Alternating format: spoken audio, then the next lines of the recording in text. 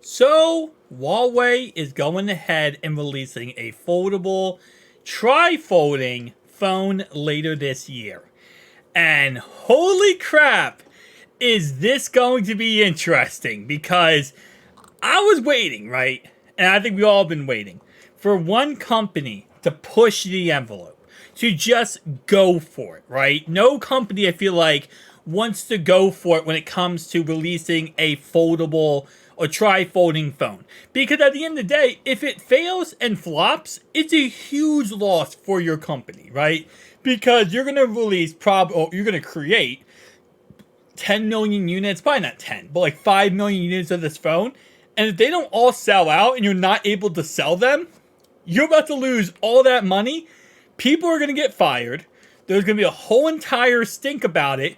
And then in the rest of the industry doesn't ever want to try it again.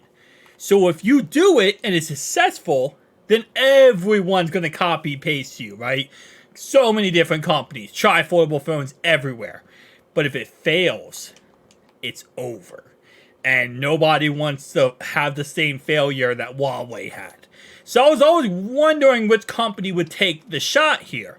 And Huawei looks like they're doing it. So shout out to Huawei, by the way, for taking the shot. But this is pretty much what it looks like. So as you can see, we have a camera on the back. We have two outside displays. And then it also opens up to two inside displays. So it's pretty much three displays connected together. Tri-folding this phone, three displays. But it does actually fold 360 degrees. So you see right here, we have a 360, well, not a 360 degree hinge. Wait, hang on, hold up. So flat, this is flat on the back, flat from the side, and then it goes like this. This is so weird. And then it can, okay, so then it would go like this, and this would be closed. So it's pretty much three screens stacked on top of each other. This is so cool but unique, so that's weird at the same time. Charging port goes in the middle. Okay. Then you have the camera on the back. So I don't know why the hinge right here, there isn't a hinge. I think there's supposed to be a hinge right here too. So it folds up pretty much like a stack of pancakes.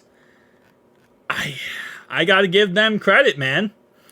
Because this is going to either be the biggest, like, W of a phone company, and it's going to push the industry forward in a really good way, or Huawei is going to look like a clown. And there's really no two ways about it. You're either the W champion or you're the biggest clown for this. It's also very thin. That's another thing. So I'm going to guess, right? It's all one screen. Like, it's all one screen technically. And it's just a foldable display. Because they're not going to go Surface Duo 1 and 2 here and have it two glass screens connected by a hinge. They could do that, though. That could be a thing. That might actually work very well. Having three glass displays. The only problem with that, right, is the heat. The heating up of the displays would be a problem.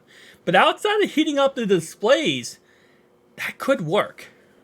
See, now I'm thinking about all these ideas on how they could do this. And this is so interesting. I can't wait to see what the prototype looks like. And I will, of course, the second we get this prototype, I'm going to be showing it off on the channel. Because I want to see what the prototype looks like of this. I know they showed this off, by the way, at CES. They did not release it for sale. But I want to see, like, what's the final prototype. Because this is what they showed off at CES, right? And again, this is just a render. This is not the final prototype.